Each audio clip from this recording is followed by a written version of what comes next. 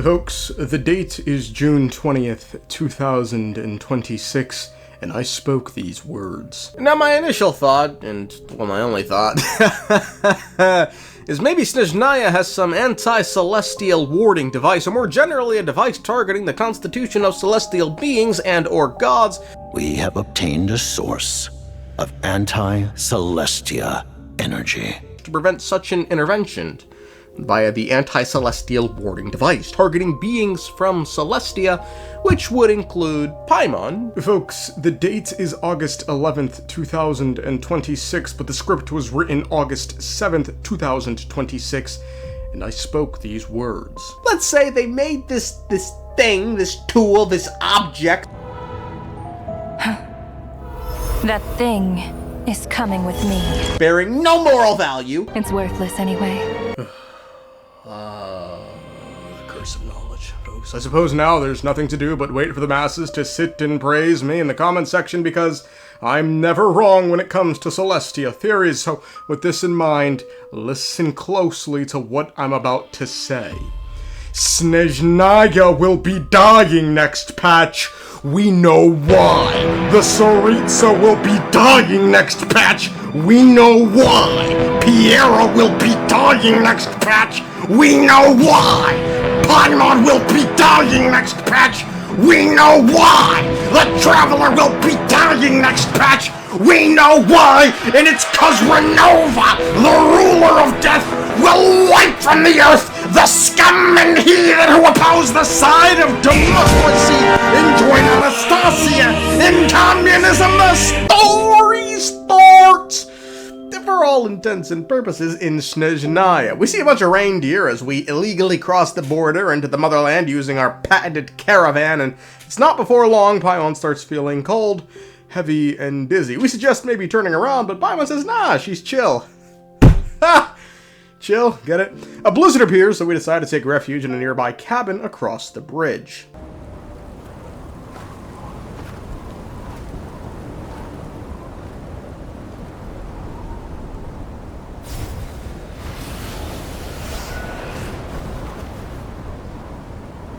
We awaken some cave separated from Paimon, and while attempting to find an exit, we find a damaged train with a strange entity within it, calling itself the Eye of Grey. Whatever this thing is recognizes the Traveler as a descender, and it says it was born to fulfill a mission to reach tomorrow. It's then it realizes its body is missing, but doesn't know why. It also at some point says its power is across the land. I wonder if we know someone in Teyvat's history who's currently bodiless, has their power scattered. And am I tweaking, or does this voice sound a lot like Ajax? Folks, a lot of similarities with the third Descender. One piece of info it can recall, however, is it serves humanity. It then asks us to accept it and go with us. I say no, but much like the venerated Snezhnayan heroes of the past, it doesn't know the meaning of the word no and comes with us regardless. Grey helps us leave the cave and find the cabin, but before we enter warns us, aside from Paimon, there's another person in the cabin. We head in and find Paimon asleep, and from the darkness emerges Piero, who for some reason the Traveler doesn't recognize, despite the fact that all the playable Harbingers have voice lines about Piero. Piero tells us the weather in Snezhnaya has been unusually brutal as of late thanks to a monster that's been summoning snowstorms. The Traveler clocks the strange man as Conrian due to his eyes. He then says, don't fucking worry about who I am and just worry about Paimon, and then he leaves. Before long, Paimon awakes and reveals the old bastard was none other than the greatest NCAA recruiter east of the Mississippi, Piero. Paimon reveals Piero rescued her from the snow, but what's odd is that Piero knew who Paimon was and acted like the two were acquainted. Grey chimes in, stating he has no idea who the Fatui are. Anyway, we decide to bunker down in a nearby town and decide to use an old train we found in a cave to get there.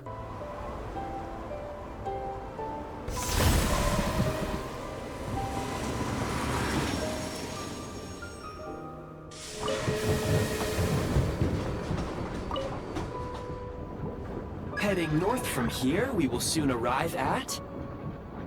Wait, there's an error message. Could not detect clear tracks.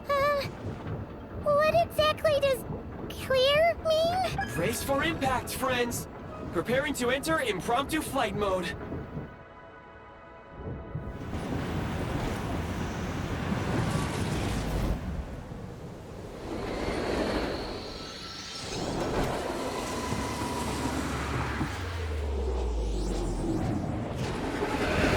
We crash land, but make it nonetheless. We ask the locals if there's a nearby inn we can stay at, but they're all just fucking bitching about the cold. We find someone with hair color, so we know he'll be around for a while. Aloysia, as his name tells us, he's surprised to see us because these parts of Snezhnaya don't get many visitors these days due to Project Stuja. He adds, the project has been taking a while and is eating up massive amounts of the nation's energy, and as a result, the Vetcha, or the Parliament of Snezhnaya, passed a resolution that all citizens must cut down on energy use to satiate the needs of their god. As a result, the people are left cold, defenseless, and with little to warm themselves up. Folks, this is communism. We head to see the people getting their fucking rations of Kresnik Crystal from the Fatui to warm themselves up, and a brave man at the front explains the price of this essential good has increased by 33%. He's rightfully furious, so Walter White comes over to calm things down. Aloysia says we can rest at his place, so we do, and we say we need to go to Snezhnaya to have Paimon see a doctor. It's then his dog, who has the eyes of someone who fucking does cocaine hourly, enters the room.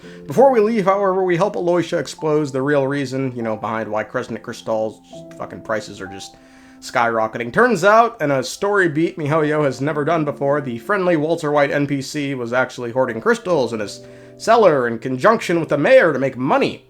Folks, I blame the Tsaristas' communism. We speak with the Fatui officer who arrested Walter White, and he's impressed with Aloysia, too impressed, even wondering if he's a member of the Rokot, an undercover group of misfits who oppose the Tsarista and aim to stop Project Stuja. But Aloysia says, nope. Back at his place, we wonder if he knows what the Tsarista is trying to do, but he says he doesn't have a clue. All he knows is originally, Project Stuja was projected to last 6 months, but it's since been repeatedly extended, and while that requires a majority vote within the Vetcha, the only reason it continues to get majority votes is because the voters keep caving into pressure from the head of the Vetcha, the 5th Fatui ranking harbinger, Pocahontas. Folks, this sounds like communism! We ask why the Fatui is so callous towards the citizens, but Aloysia says, he tries to play devil's advocate, arguing, it's not so bad. Look, they're doing the bare minimum to keep us alive. We ask about the Rokot, and Aloysia says they are some good people. They oppose the Tsarista and help the common folk. When we say we want to meet the Tsarista, Aloysia clocks who we really are, and he says thank you, and he would also like to know what's so important to the Tsarista that our own people are freezing to death for it. Folks, this is communism. But Aloysia says currently she's out to slay some giant monster that's been summoning blizzards. We then board our train to head to Snezhnaya, and by chance we get sucked into the Shadow Realm, which is a place where time, elements, nothing flows here, and is said to be connected to Hyperborea, which was the civilization that existed in Snezhnaya before Snezhnaya.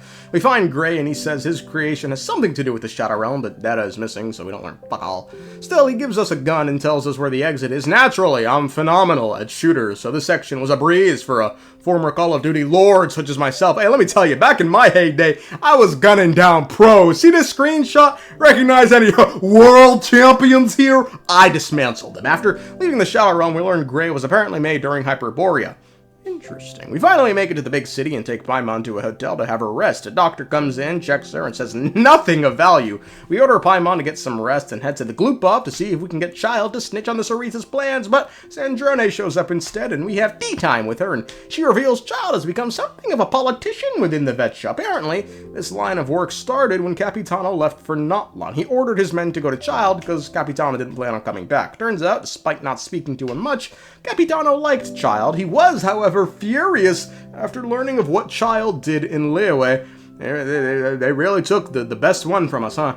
Snezhnaya continues to tell us which sides the Harbingers are on within the Vetcha. Pantalone represents the financial sector, Child the soldiers, Snezhnaya the engineers, and Pulcinella just the politic side. An NPC man then informs Snezhnaya some disaster happened, leaving people trapped, so we go to help a Fatui member who's on scene, Odette. We head with Odette to free the people from the shackles of communism. Then something strange begins to happen.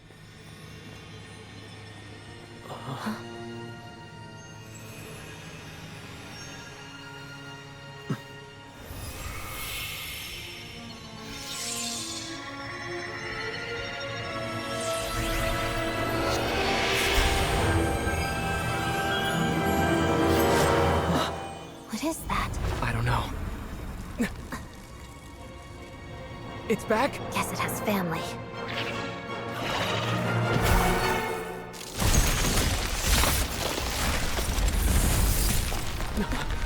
This way. Run!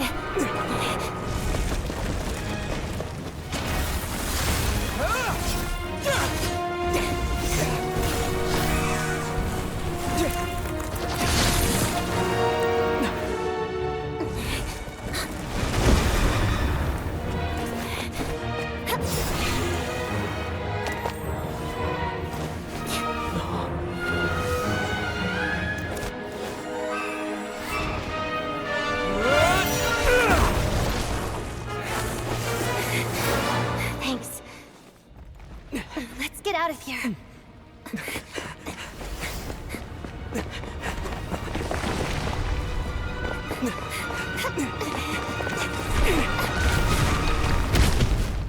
Exiphanes!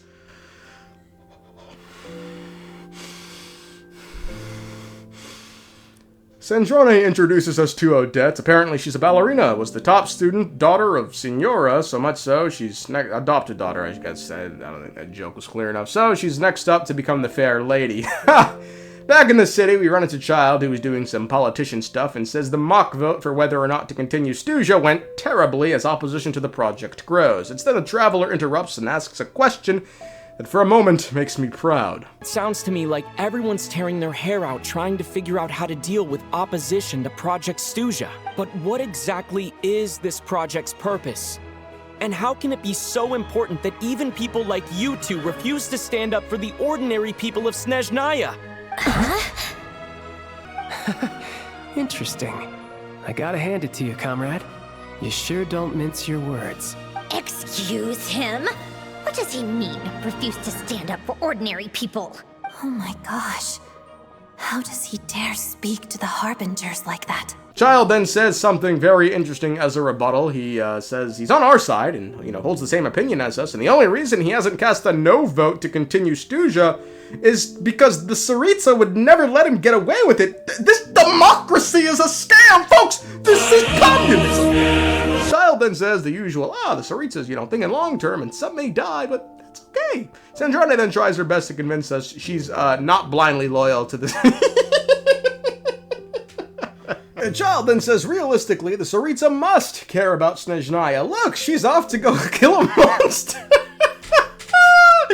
The old look at what the king is doing for us instead of what the king is doing to us. Folks, this is communism! Odette then asks us how we can confront two harbingers so openly. Child introduces us and reveals we beat the brakes off of Signora before the Shogun killed her. Odette then says it's fine twice in a sentence before abruptly leaving. We then leave, and our Exiphane's blade responds to a power within the Statue of the Seven. Strange. We then do something with Aloysia, still not really sure what, but run into Odette where things remain awkward. So awkward, even Aloysia notices. Odette reveals she's opposed to Project Snezhnaya because it makes no sense to her. Instead, the travelers, make everyone like me telekinetic powers, finally break Odette's mind, and she says we shouldn't feel bad about what we did to Signora, and now we're best friends with Odette. She even wants to go visit PAIMON and give her candy despite never having met her. Well done, Fourth Descender. All who oppose you for about a second shall kneel in due time. Anyway, we go to PAIMON, and Odette gives PAIMON some core Ignis to warm her up or some shit. A traveler tells Aloysia he wants to meet the Rokot, so Aloysia says head to the theater tomorrow. The next day arrives, we go and spot an officer named Valeri who's keeping a watchful eye out for a researcher named Mitya who has a habit of skipping work. We then listen to some fucking communism songs.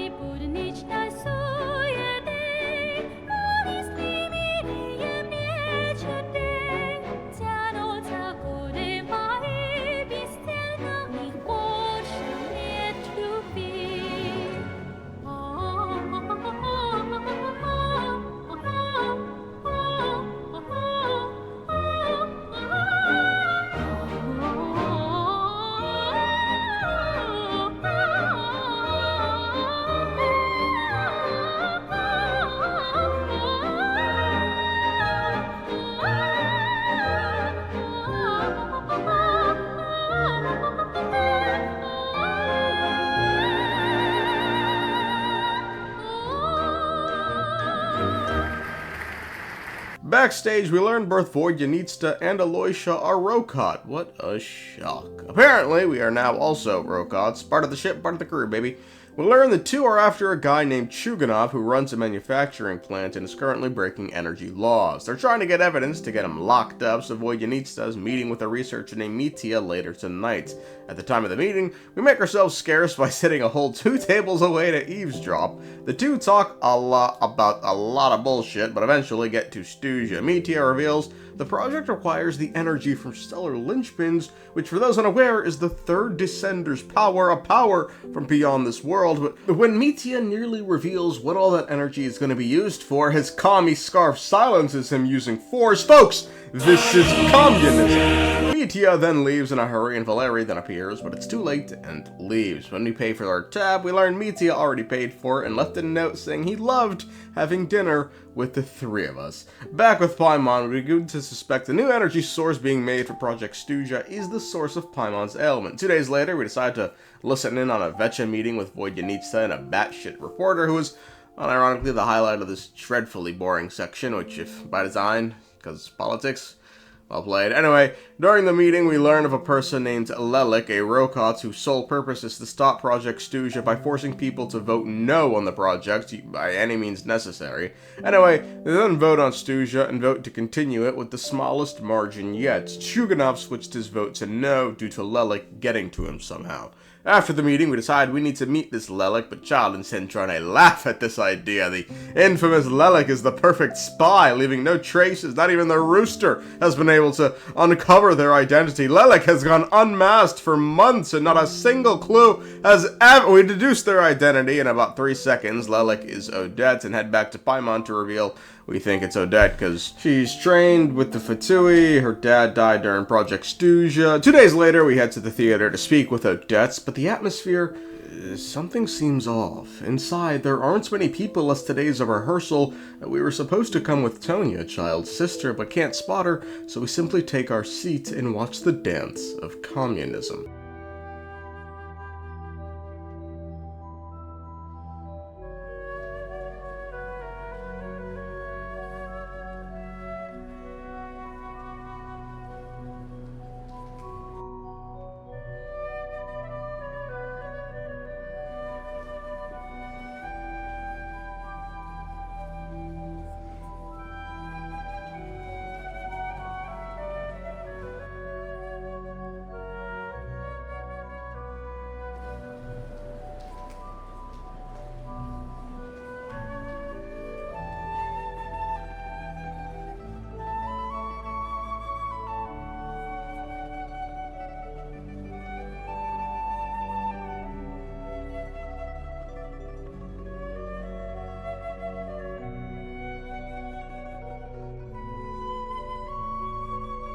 After we take a group photo, Valeri tells Mitya his ass is going back to the research facility to work, and when we finally find Tonya and say hi, the others attempt to leave but are warded off by an especially brutal blizzard that seemingly appeared out of nowhere. They choose to remain in the theater, and a theater staff, however, says he'll run out and go grab some blankets nearby, so he leaves into the blizzard and disappears. Valeri says Mitya need not worry, a platoon is coming to pick his ass up. An hour goes by, and the dude that left to grab the blankets has yet to return, but even more troubling, Valeri's soldiers still aren't here yet.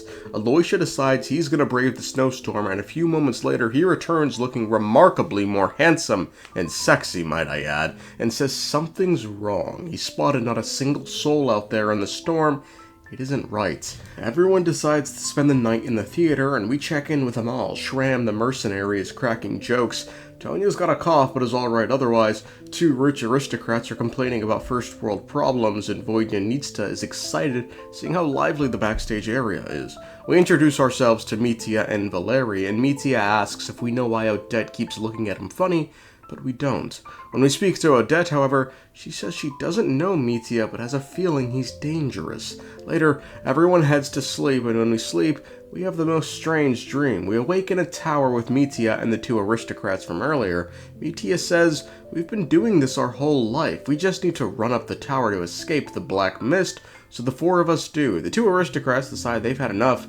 After running up the tower for so long, they're ready to give up, and so they do. The black mist swallows the 2, thus stopping its climb. We awake in reality to Chuganov screaming. We head to check it out and find the bodies of the 2 aristocrats dead. The traveler silently says they somehow knew these two would die, but don't know why, because they can't remember the dream. Valery inspects the bodies and rules out natural causes. Chuganov comes forward as the first to find the bodies, but swears he didn't kill them. Shram corroborates Mr. Chuganov's story, stating he was doing his morning exercises when he spotted Chuganov finding the body, and says he saw no one enter the room before Chuganov did. Aloysia wonders if someone came in from the outside, so we Scooby-Doo the shit, split its bears, and search the entire theater for an intruder.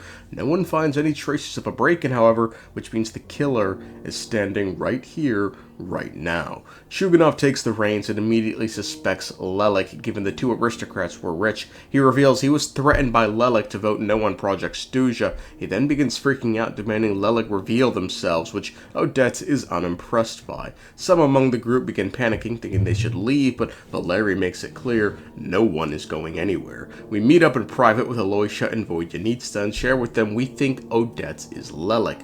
Voydanitsa is shocked by this revelation, but Aloysia praises Odette for being able to hide in plain sight.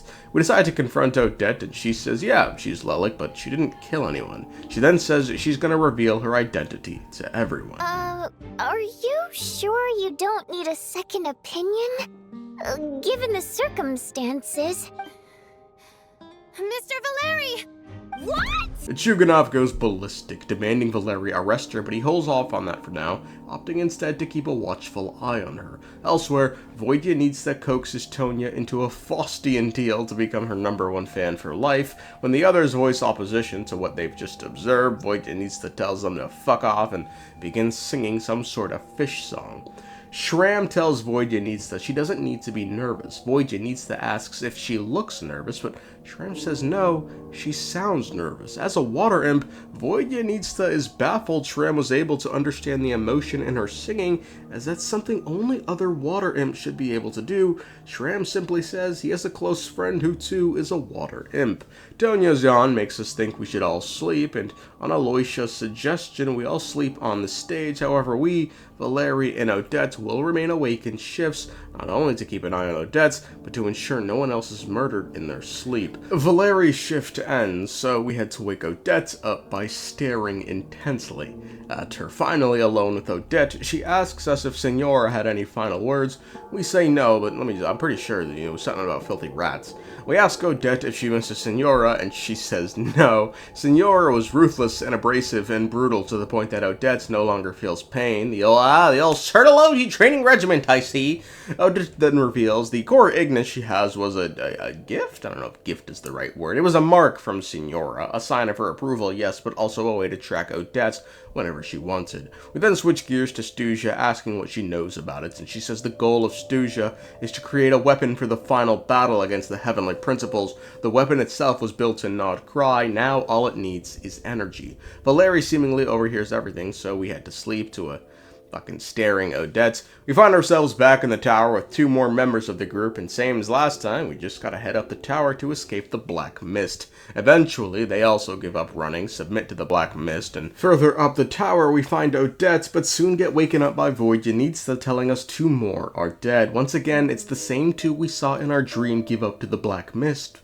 No one saw nor heard anything. This puts us at 4 dead bodies with 0 leads. We realize at this pace Tonya could be next, and that would probably dampen our relationship with Child, letting his sister die. Chuganov leads the anti-Lelik campaign once more, accusing her of poison. Valery asks him to provide evidence, so Chuganov states the military are dog shit, and just as Valery gets ready to show Chuganov some of that communism hospitality, Tonya intervenes and says we cannot turn on one another.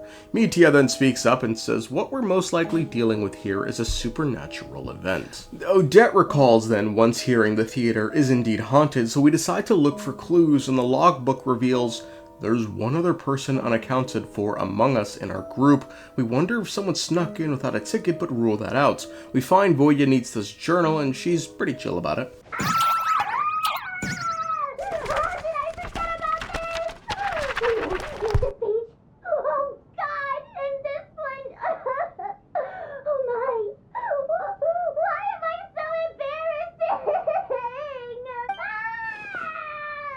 We later meet up with Mitya and Aloysia, who have an investigation report that reveals the ley lines under the theater are obstructed, meaning souls can indeed wander within the theater. The reason for the obstruction is an angel civilization in the past and their attempts at renovating the ley lines. Still, given the reports that the ghosts are harmless, we wonder what the connection is with our current situation. It's then a piece of paper falls out of the report and reads, "Death is near." The group reconvenes and all share what they found. Valeri states he believes the extra person must be the killer, so the group begins trying to uncover who doesn't belong there, and before long, we suspect Shram, given he's the only person in the group no one had met prior to this. Voyanista asks Shram about his water imp friend. Given there's not many of her kind left, she suspects she might know her if Shram describes her. Shram nervously laughs before revealing the water imp friend is actually his lover, and the reason he's hesitant to give her identity is due to the delicate times. He doesn't want to endanger her life with the human and fae factions running around fighting one another. This gives everyone in the group some pause, as no one knows what he's talking about. It's then he clarifies he's referring to the ongoing civil war in Snezhnaya, but Valeri interrupts. The last civil war Snezhnaya had was over 400 years ago. We piece together Shram is someone from the past who died in the theater 400 years ago, but has been blocked from entering the ley lines, so he's been wandering the theater ever since. Mitya adds the reason people are dying must be because the ley lines are devouring souls to compensate for the fact that it's trying to get Shram's. Shram then gets a headache and remembers his death. He and his lover went to the theater to watch a show when the war came to them, and he died protecting his lover. He decides he needs to step out into the storm to end everything, but before doing so reveals the name of his lover to Voyanista, who recognizes the name as one of her elders and emphasized she had a lot of kids. Boy, we are lucky Shram's not the jealous type, I guess. And then he steps out into the blizzard. We mourn Shram for about 8 nanoseconds before discussing the war. Apparently, the Tsarista ended the civil war by using force on both the human and fae sides to make herself the common enemy. I don't know what kind of rewriting propaganda bullshit this is, folks. This is communism! We head to our room after it's all said and done, and Odette joins us and reveals something disturbing. As Lelik, when she found out Mitya was playing a role in Stuzha, she was going to threaten him to back down, so she broke into his lab only to find Mitya dead, except now he seems to be alive, which is why Odette is always on guard around him. We question if Mitya somehow came back from the dead. It's then Mitya interrupts and tells us food's ready, so we head to the stage, and Tonya's coughing takes center stage. When Chuganov asks what she's taking for it, she says frostberry flower, which leaves Chuganov shocked, but he quickly moves past it. We then go to sleep, and what do you know, wake up back in the tower with Chuganov and Valeri, who's going by Mr. Door. We head up the tower. Mr. Door finds a door he'd love to die with, so he does when the black mist consumes him. Sure enough, we awake to find Valeri dead, and just Valeri, the first night where only a single person has died as opposed to 2. We clock this must mean there's another dead person among us. Odette then shares with the group the news about Mitya. Mitya says he has no memories of dying, and he soon begins questioning Tonya, but Chuganov immediately kills that line of questioning. But it makes us wonder, since we'd never actually met Tonya prior to this. Chuganov, however, correctly identifies Tonya as the sister of Child, despite us never having told him, which means he must have seen her prior to this, so the matter is dead. As Mitya thinks back to the day he supposedly died, he admits he and other researchers have been breaking into random bouts of amnesia, and his memories of that afternoon are in part missing. He then admits earlier, while watching Odette's dance at the rehearsal, he had a sudden breakthrough before his mind cut off, and now he can no longer remember the idea he had, which he attributes to the amnesia. Voyanista picks up on the fact that Mitya is implying each instance of amnesia is death, but questions how then he can keep coming back to life.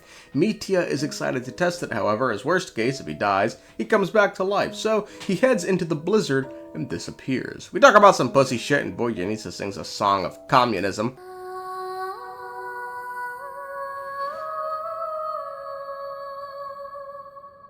She says the song was a requiem to help those who have died not be lost anymore, guide them somewhere. She sings it a couple more times and we go to sleep. In a dream, we're in some cave and are instantly killed by a familiar-looking red girl. Voyanista revives us and says we were killed by a being called Knight's Prayer. Sure enough, we run from the black mist, and before we head out, Voyanista says she'd like to become one with the black mist, so we leave her, wake up, and she's dead. We think hard and reason Tonya must be the dead person, so we ask her about her brother Ajax, but Tonya's confused because her brother's name isn't Ajax. We realize this means Chuganov lied earlier when he vouched for her.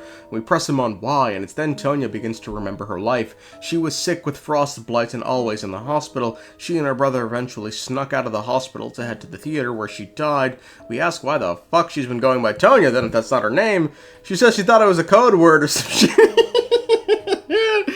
Anyway, the reason Chuganov lied is because his daughter died from the same illness that Tonya had, but, you know, he just sort of projected his daughter onto Tonya. Anyway, he goes on to some fucking communism rants. Tonya remembers her real name is Patashka, and she heads out into the storm. Chuganov decides he's ready to end it all by also heading out into the storm, but Aloysia stops him. Hours pass, Odette suggests we should just fucking leave, but Aloysia says, nah, guys, we all gotta stay.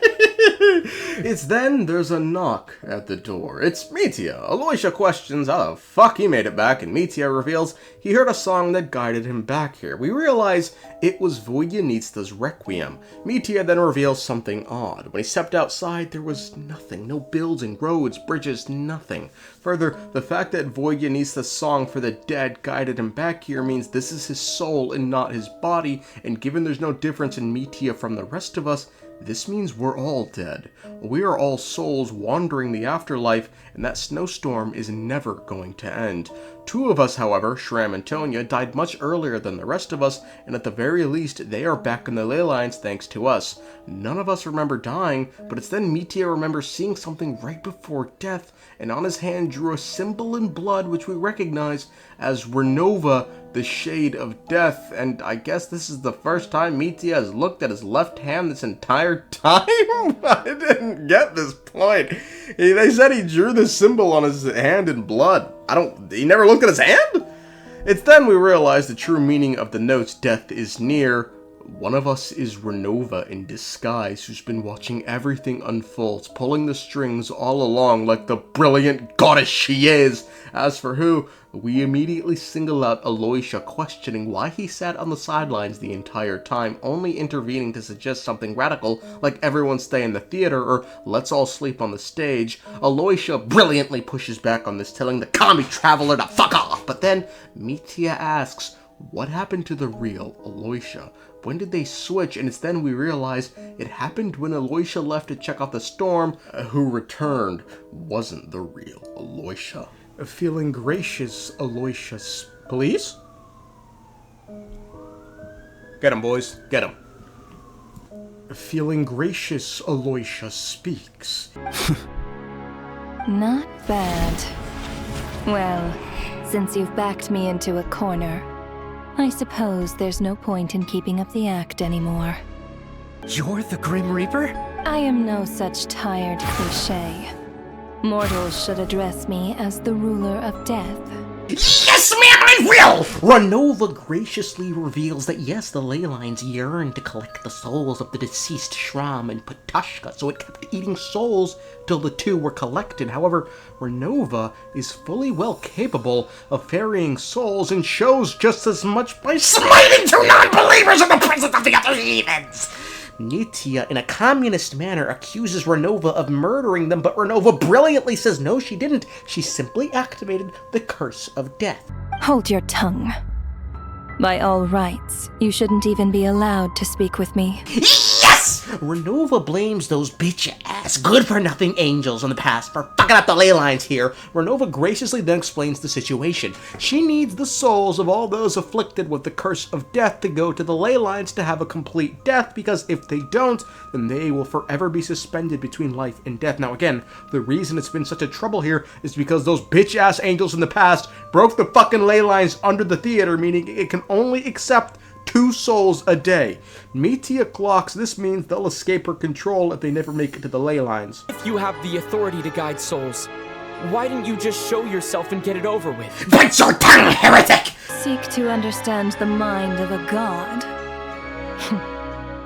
Very well. I'll tell you. Yes, madam! Explain away! RONOVA says she simply wanted to watch what was going on in the theater. RONOVA explains she didn't reveal herself because they would have tried to fight her or run away, and she simply cannot be fucked. I fully understand, my lady, you made the right choice. Such mercy, such kindness. She then reveals she brilliantly pulled the strings to have those 2 long dead souls return to the ley lines by having the others make the 2 accept their deaths and willingly walk into the snowstorm.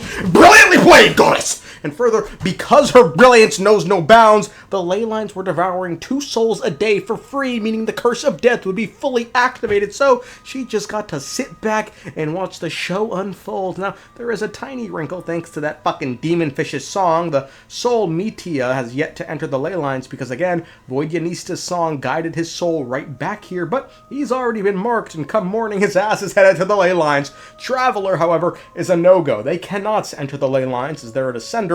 Only way they can die permanently is in an extreme and violent manner, but RONOVA simply cannot be fucked to do that right now. She's no interest in descenders, but that could change, especially if our beloved sustainer of heavenly principles, Asmoday, remains missing, or the Traveler doesn't fuck off. Metia realizes they struggled for nothing. RONOVA won before it even started, and then RONOVA mocks the infidels! Grim Reaper, you really know how to get on my nerves. I'm not here to ingratiate myself with you. I kill merely because your deaths are necessary. Oh, you've made that quite clear. But humans don't take well to being scorned. Not even by the gods.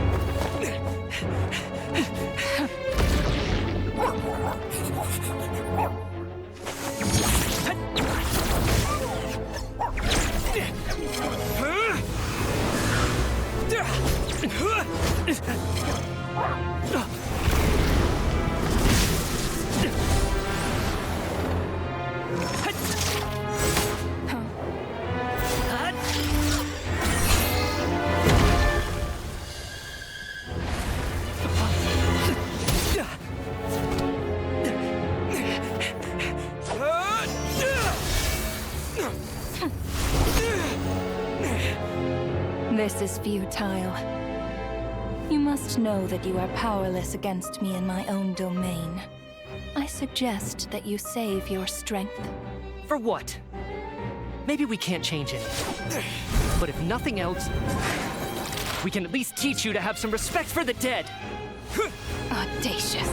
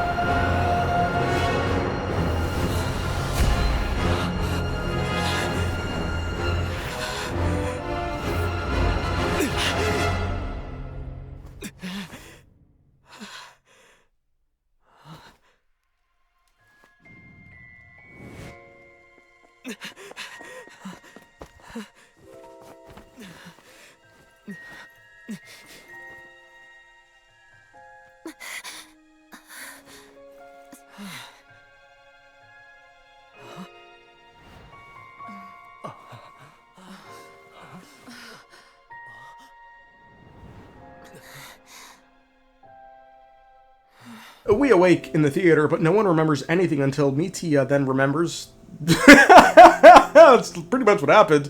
Only a few minutes pass in the real world, and we notice Just like in his lab, everyone killed by RONOVA has graciously come back to life with no memory of what happened when they died. We discuss with Mitya and wonder why everyone afflicted with the curse of death comes back to life, and what triggers RONOVA's curse of death. The Traveler correctly identifies killing us clearly wasn't her ultimate goal. Very smart, boy, very smart. Mitya then has a thought and runs off to his lab. We then gather everyone and remind them of what happened when we were all dead. We had to check PAIMON, but she's gone. Apparently Piero walked off with PAIMON to the Armory Palace, so we then storm the Armory Palace, and before long, the old curse of death strikes, and we eventually wake back up through the power of the Ignis and head forward to see everyone else still dead, and it's then the first ever god appears!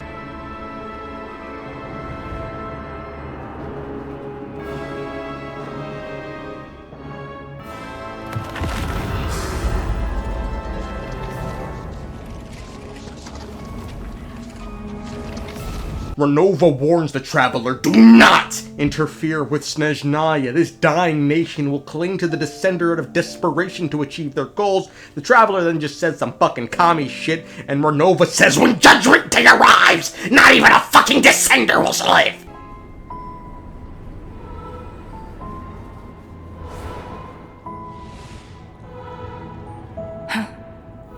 That thing is coming with me.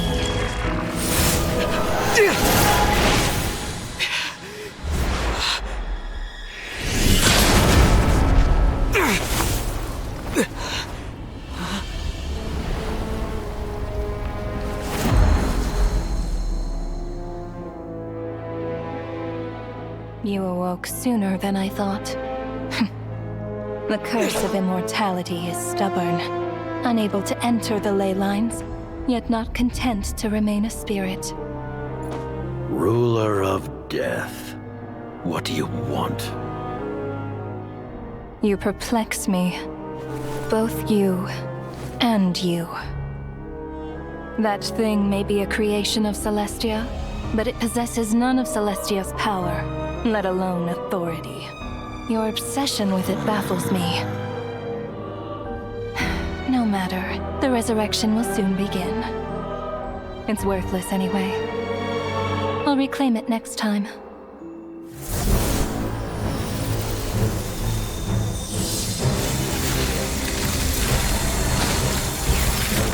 Hey, who says there'll be a next time?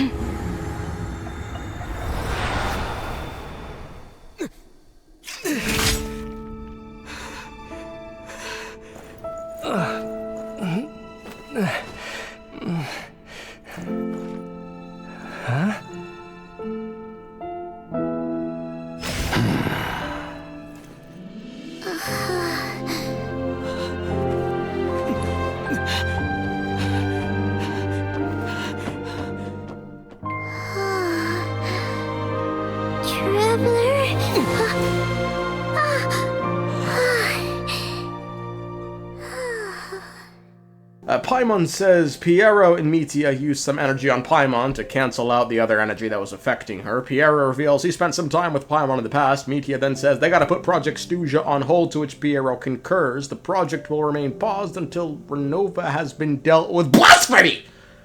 Bullshit! That's never gonna happen. Mitya reveals the trigger for the Curse of Death is technological prowess, ideas, research, and experiments that lead to threatening the heavenly principles results in death, motherfucker!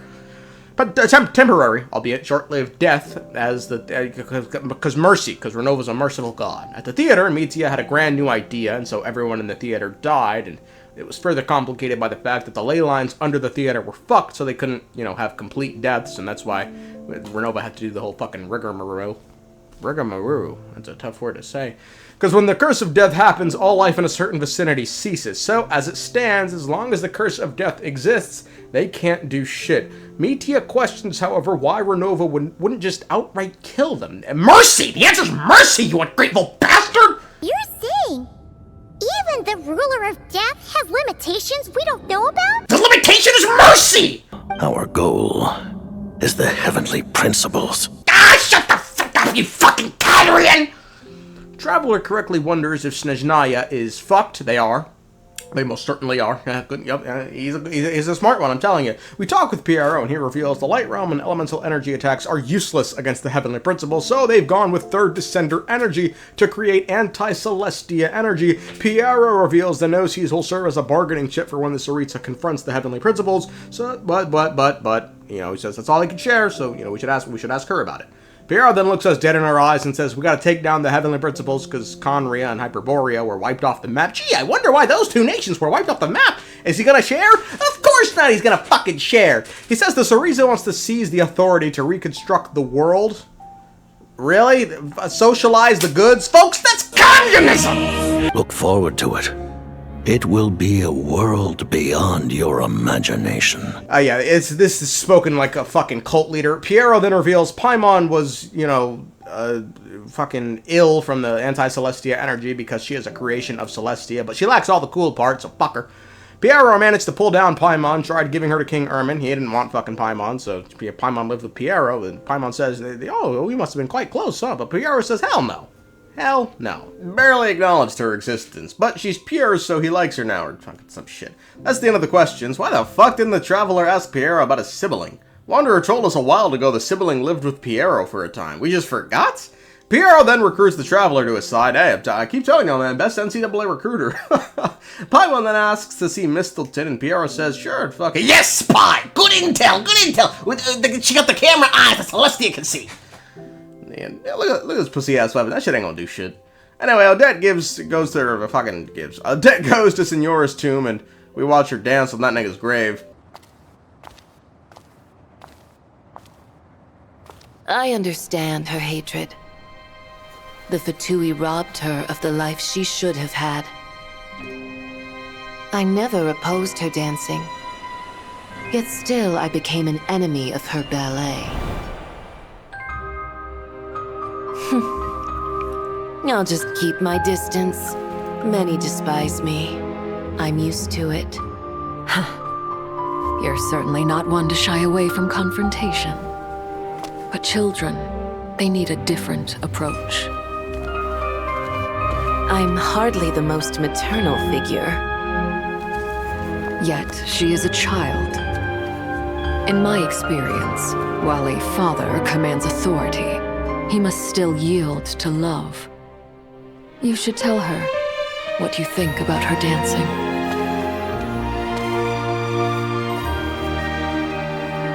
Odette will soon take the stage at the Koralyevsky Theater.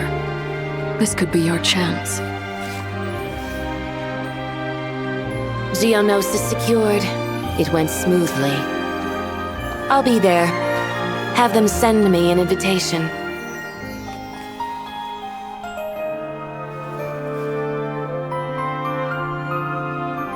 Sadly, things didn't work out. Her final words are inside that block of ice. This? Aren't these for monitoring her subordinates? Not yours. This one isn't her witch's flame, but my two worlds' flames. The two worlds' flames can burn away memories. It was my parting gift to Rosaline.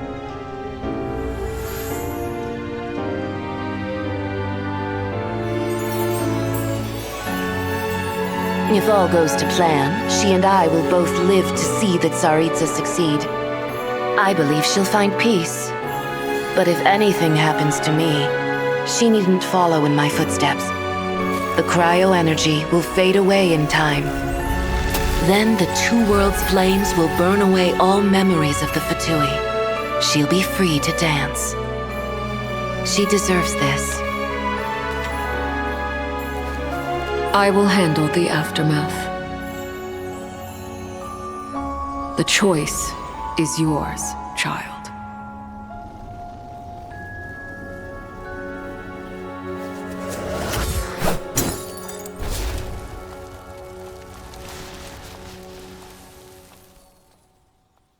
We then finally meet the real Tonya, and it's then John Communist comes back from her commie mission.